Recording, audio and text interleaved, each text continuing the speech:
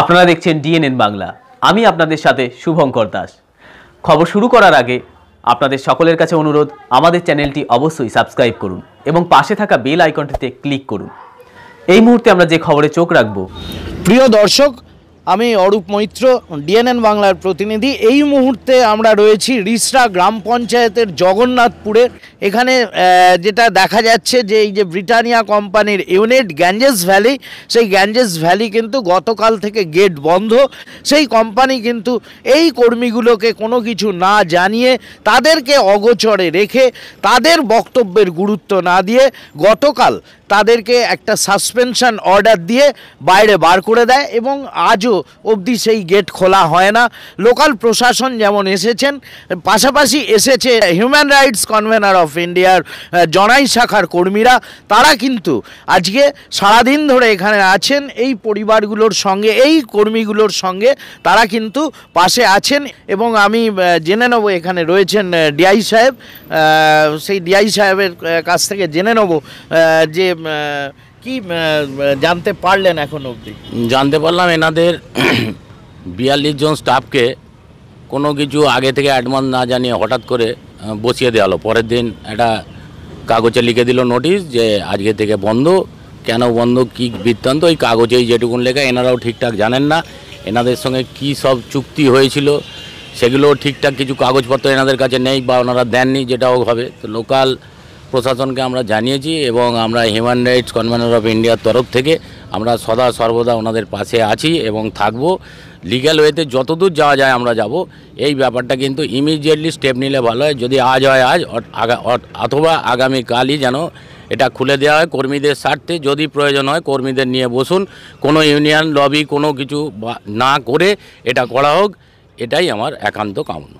কোনো লিখিত ম্যানেজমেন্টকে কিছু আপনারা জানিয়েছেন? না, আমরা এখনও পর্যন্ত লিখিত কিছু জানাইনি, তবে আমরা ফোন করেছিলাম, ওনাদের ম্যানেজার বাবু ধরেছিলেন। উনি বললেন হ্যাঁ এই ব্যাপারটা আপনি দেখুন, ওখানে 3-3টে ইউনিয়ন আছে, ইউনিয়নদের সঙ্গে বসেই আমরা সব অ্যারেঞ্জ করেছি, আপনি দরকার হলে ইউনিয়ন নেতাদের সঙ্গে কথা বলতে পারেন। তো আমরা সেই মতো ইউনিয়ন নেতাদের ফোন করি।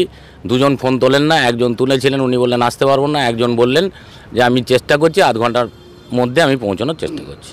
এখন অবধি পরিস্থিতি কি, এই কর্মীগুলোর জন্য আপনারা কি ভাবছেন?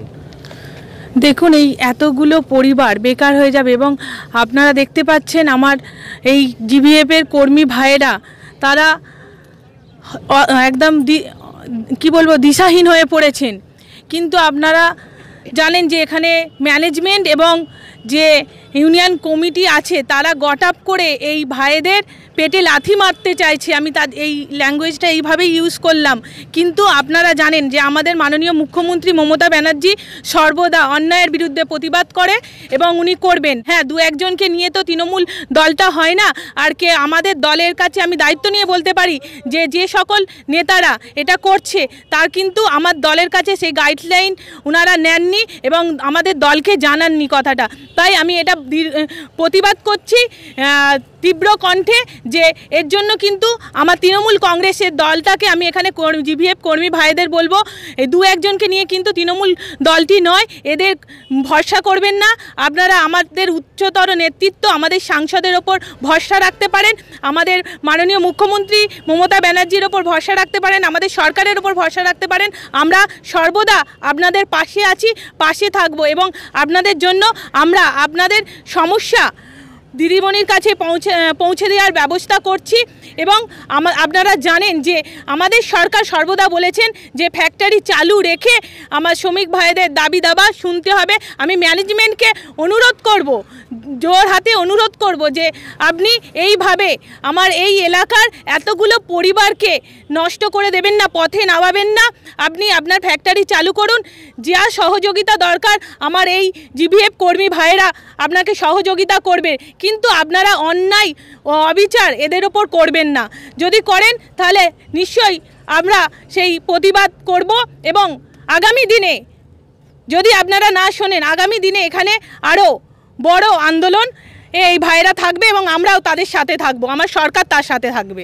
এখন আমরা এই মুহূর্তে এই অবস্থান বিক্ষোভ মঞ্চে পেয়ে গেছি। আমাদের মধ্যে রয়েছেন এই কর্মী ভাইদের পক্ষ থেকে যিনি প্রতিনিধি, কি নাম আপনার? সৌরভ দাসকে পেয়ে গেছি।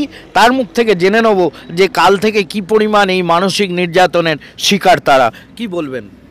কাল থেকে আমাদের যা মানসিক চলছে, আমরা সারা রাত ঘুমোতে পারছি না এবং সমস্ত শ্রমিক এখানে এসে জড়ো হয়ে আছি এবং সমস্ত দিন এইখানেই পড়ে আছি, কিন্তু কোনো ওয়ার্কিং পেয়ে কিছু পাচ্ছি না।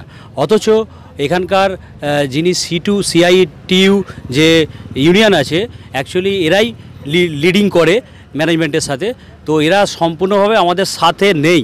তো নেই বলেই আজকে আমাদের এই অবস্থান দাঁড়িয়েছে। তো আমাদের পাশে এখানকার সদস্য এবং TMC যে প্রতিনিধি আছে মাননীয়া টুম্পা মেটে বা কল্যাণ ব্যানার্জি, আমরা তুলে ধরেছি ওনার কাছে। উনি সর্বতভাবে এগিয়ে এসছেন আমাদের কাছে এবং আমাদের পাশে দাঁড়াবেন বলে আশ্বাস দিয়েছেন এবং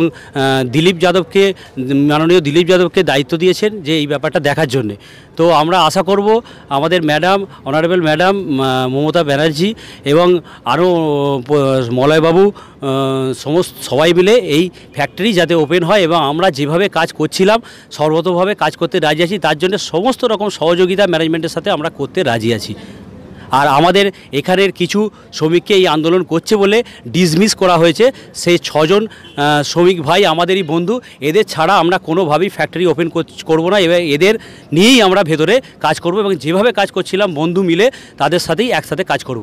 হিউম্যান রাইটস যেটা প্রথম থেকেই দাবি করে আসছিল যে এই কাজ হারানো কর্মীদের পাশে কিন্তু তারা সবসময় আছে এবং থাকবে, সেটা আপোষে মীমাংসায় হোক বা আইনগত দিক থেকে হোক, যেভাবেই হোক তারা তাদের সুখ দুঃখের সাথী হয়ে থাকবে যতদিন না ম্যানেজমেন্ট এই কাজ হারানো কর্মীদের আবার ফিরিয়ে না নিচ্ছেন।